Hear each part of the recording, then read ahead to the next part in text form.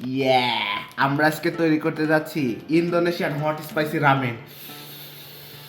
প্রথমে কিছু কেটে নিচ্ছি সসেজের টুকরা, এরপর অনিয়ন থেকে কিছু অনিয়ন স্লাইস আলাদা করে নিচ্ছি। এর মধ্যে দিয়ে দিচ্ছি অল্প কিছু পরিমাণের চিংড়ি। ইলেকট্রিক চুলাতে বোলটা কিছুক্ষণ গরম হওয়ার পর তাতে দিয়ে দিচ্ছি কিছু পরিমাণে ঘি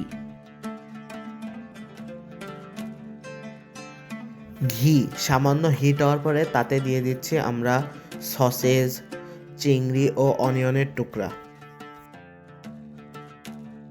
হালকা আঁচে উপাদানগুলোকে বেশ কিছুক্ষণ নাড়াচাড়া করে ভেজে নিব। উপাদানগুলো ভাজা হয়ে গেলে একটি বাটিতে উপাদানগুলোকে তুলে নিব। এরপর নুডলসগুলোকে স্টিম করার জন্য বলে নিয়ে দেবো কিছু পরিমাণে ওয়াটার। এরপর নুডলসের প্যাকেট থেকে বের করে দিয়ে দিব ড্রাই নুডলস ও ড্রাই ভেজিটেবল। 10 মিনিটের জন্য বোলটির ঢাকনা দিয়ে রেখে দিব নুডলসগুলো সুন্দরভাবে স্টিম হওয়ার জন্য।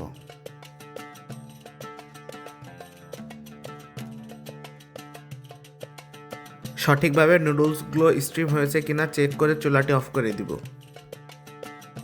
এরপর রামেনের জন্য তৈরি করে নেব সসের উপাদানগুলো। প্রথমে দিয়ে দিচ্ছি হট টমেটো সস, এরপর দিয়ে দিচ্ছি পরিমাণ মতো সয়া সস, এরপর মিশ্রণটির মধ্যে অ্যাড করে দেব রামেনের প্যাকেটে থাকা হট অ্যান্ড স্পাইসি মশলা। এরপর সুন্দরভাবে মিশ্রণটি মিশিয়ে নিব।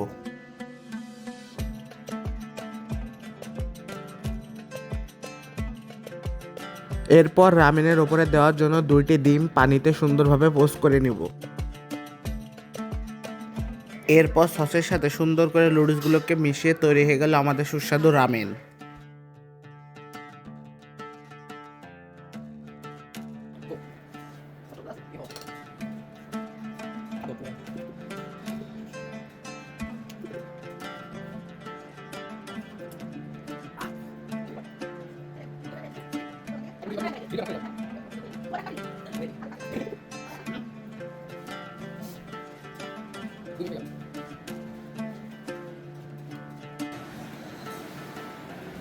বেস্ট।